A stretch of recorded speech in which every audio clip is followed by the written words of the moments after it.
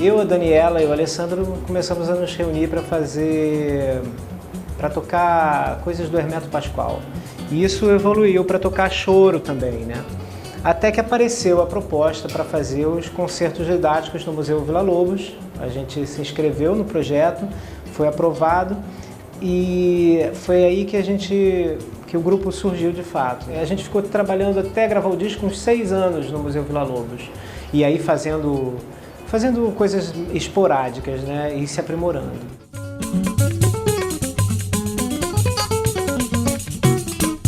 A gente ficou 11 anos trabalhando o disco, né?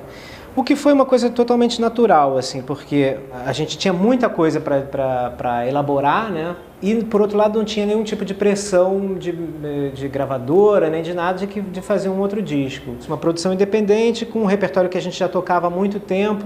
Então, acho que foi um disco que funcionou bem, assim, as pessoas gostavam muito do resultado, né? Tivemos participações de pessoas próximas, como o Pedro Luiz Parede, o próprio Beto Casas, que passou depois a ser integrante do grupo como percussionista, Cássio Cunha, Eduardo Neves, e a Elza Soares, que não era tão próxima, mas que era uma pessoa que a gente admirava muito.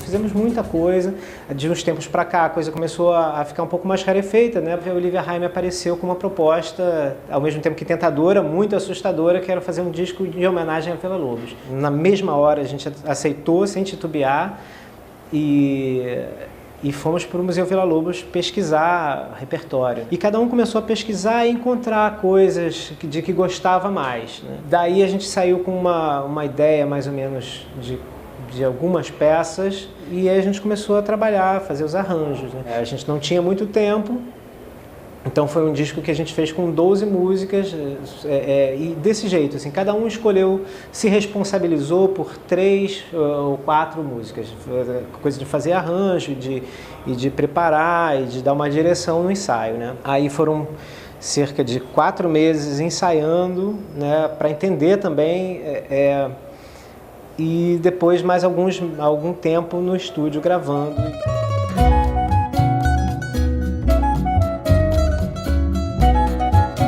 Foi muito interessante perceber que a nossa trajetória começou lá no museu, né? Então a gente tinha uma ligação, no nosso primeiro disco tem uma música de Villa-Lobos e a gente de certa forma sempre teve ligado com isso. Esse trabalho foi um aprofundamento dessa coisa e a gente sempre viu a coisa muito como uma homenagem, no primeiro lugar. Ao mesmo tempo que a gente homenageava ele, a gente trazia para a sonoridade do grupo uma linguagem diferente.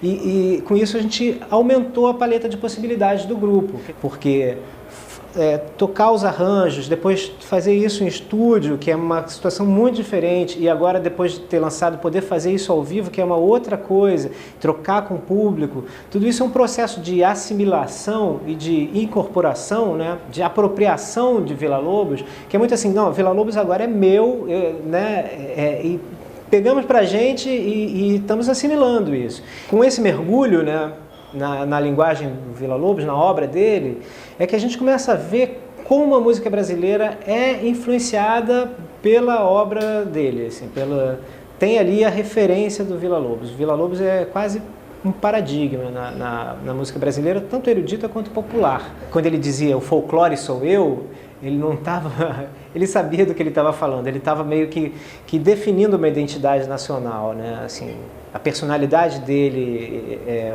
era muito propícia para isso, eu acho. Ele ainda é um compositor pouco tocado. Eu acho que isso se deve em grande parte à dificuldade da escrita do Villa-Lobos, que tocar uma peça dele não é uma coisa que você faça assim e saia tocando. Ao mesmo tempo, existem algumas peças que são muito emblemáticas, que as pessoas preferem fazer. Quando você está tocando numa orquestra, você faz muito Floresta das Amazonas, Choros 6, algumas baquianas e tudo. As sinfonias são pouquíssimo executadas. E uma terceira coisa que eu não sei se eu vou estar sendo tomando muita liberdade de dizer, mas é que é complicado no Brasil, né? No Brasil as pessoas parecem muito pouco informadas mesmo, né? Seria importante que o próprio brasileiro se interessasse mais por escutar, né? Enfim, eu espero que um trabalho desse tipo sirva de alguma maneira para ajudar, pelo menos as pessoas a verem a diversidade do trabalho e acreditarem que tem muita coisa bacana para ser feita, né?